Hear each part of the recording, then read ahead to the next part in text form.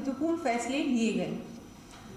सबसे पहले मैं शुरुआत करूंगी उद्योग से, क्योंकि हम सभी जानते हैं कि दिसंबर में राइजिंग राजस्थान होने जा रहा है और एक विकसित राजस्थान बनाने की ओर हमारा प्रदेश चल पड़ा है। और आज एक बहुत महत्वपूर्ण रिप्स 2024 को मंजूरी दी गई है। प्रदेश में नए निवेश को प्रोत्साहन देने के लिए कैसे हम नया इन्वेस्टमेंट लेके आ सकते हैं, ईज ऑफ डूइंग बिजनेस कैसे और अच्छी बना सकते हैं। हर प्रकार से कोई भी अपना अगर बिजनेस स्थापित करना चाहता है, इंडस्ट्री लगाना चाहता है राजस्थान में, संभावनाएं बहुत है। हमारे नेचुरल रिसोर्सेज की कोई कमी नहीं है, टूरिज्म में बहुत संभावनाएं हैं, मैन्युफैक्चरिंग में है, हमारे यहाँ एग्रीकल्चर भी बहुत बड़ी मात्रा में है। तो इन सब चीज़ों को कैसे आगे बढ़ाया जा सकता है, ज़्यादा से ज़्यादा इंडस्ट्रियल यूनिट्स को हम कैसे प्रोत्साहन दे सकते हैं कि वो राजस्थान में आए और अपनी इंडस्ट्री स्थापित करें। इसमें रोज़गार को भी बहुत बढ़ावा मिलेगा। और रिप्स 2024 में एमएसएमई सेक्टर से लेकर नए उभरते हुए क्षेत्रों में निवेश को आकर्षित करने के लिए ज़रूरी प्रावधान किए गए हैं। साथ ही ग्रीन ग्रोथ बहुत आवश्यक है, हमारे पर्यावरण का ध्यान रखना भी बहुत ज़रूरी है। और हर प्रकार से रिप्स 2024 में स्टैंडर्ड सर्विसेज पैकेज के तहत जैसे इंसेंटिव दिए गए हैं, निवेश की न्यूनतम सीमा 50 करोड़ रुपए से घटाकर 25 करोड़ रुपए कर दी गई है। पर्यटन इकाइयों के लिए इसे और भी कम करते हुए 10 करोड़ रुपए किया गया है। जैसा कि मैंने कहा, टूरिज्म की बहुत संभावनाएं हमारे प्रदेश में, और इसमें इस रिप्स पॉलिसी में इस पर बहुत अच्छी तरह से ध्यान भी दिया गया है, फोकस भी किया गया है। ज़्यादा से ज़्यादा इन्वेस्टमेंट आए इस क्षेत्र में भी। नए उभरते हुए क्षेत्रों की सूची का विस्तार करते हुए इसमें एरो और स्पेस, रक्षा, ड्रोन, सेमीकंडक्टर्स, एग्रीटेक और वेस्ट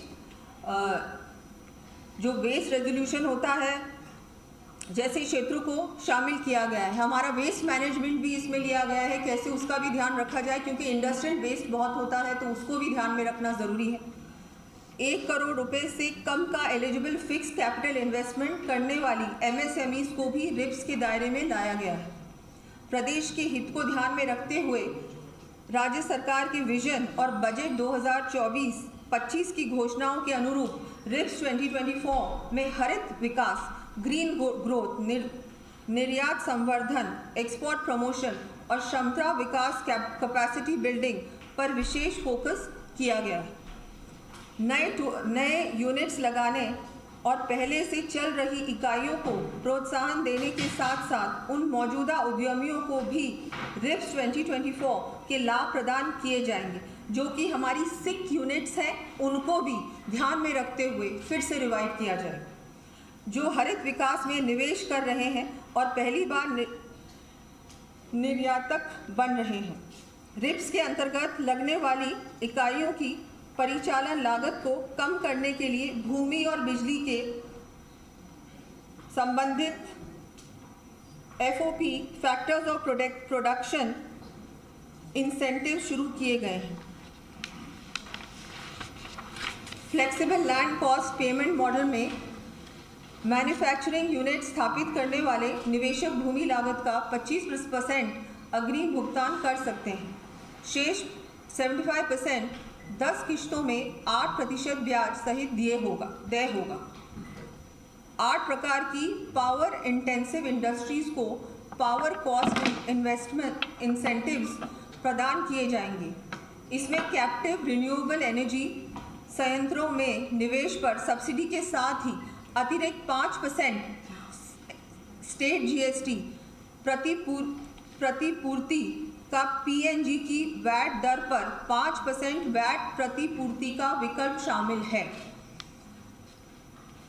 MSME सेक्टर में युवाओं को अधिक रोजगार प्राप्त होने की संभावनाओं को देखते हुए इनके लिए स्टैंडर्ड मैन्युफैक्चरिंग पैकेज की तुलना में ब्याज छूट का लाभ अधिक अवधि 7 वर्ष के लिए दिया जाएगा। खादी, ग्रामीण, पर्यटन और कृषि MSME के लिए अतिरिक्त लाभ दिए जाएंगे। इसी प्रकार MSME के लिए स्टैंडर्ड विनिर्माण पैकेज और स्टैंडर्ड सेवा पैकेज की तुलना में निवेश सब्सिडी का लाभ अधिक अवधि 10 वर्ष के लिए दिया जाएगा। स्टार्टअप्स और को प्रोत्साहन देने के लिए महिलाओं द्वारा संचालित स्टार्टअप्स को 2 साल के लिए 100% स्टेट GST की प्रतिपूर्ति प्रदान की जाएगी। ये बहुत बड़ा कदम है। महिलाओं को प्रोत्साहन देने के लिए, आत्मनिर्भर बनाने के लिए हमारे मुख्यमंत्री जी ने बहुत बड़ा फैसला लिया है। विशेष निवेशों, मार्की इन्वेस्टमेंट्स के लिए राजस्थान की कंपेटिटिवनेस बढ़ाने के लिए 3,000 करोड़ रुपए के निवेशों पर 5 गुना इंसेंटिव्स प्रदान किए जाएंगे। इसमें अन्य राज्यों की तुलना में प्रतिस्पर्धता में सुधार हो सकेगा। मैं आप सभी को कहना चाहूँगी कि इतना बड़ा काम होने जा रहा है, राजस्थान आगे बढ़ रहा है हर प्रकार से। हमारा राजस्थान बहुत जल्दी अन्य राज्यों की तुलना में अब ऐसा स्टेट बनने वाला है जहाँ ज़्यादा से ज़्यादा इन्वेस्टमेंट होगा, रोज़गार बढ़ेगा और हमारी इकोनॉमी भी बढ़ेगी। एक बहुत खुशखबरी मैं देना चाहूँगी सभी पत्रकार बंधुओं को।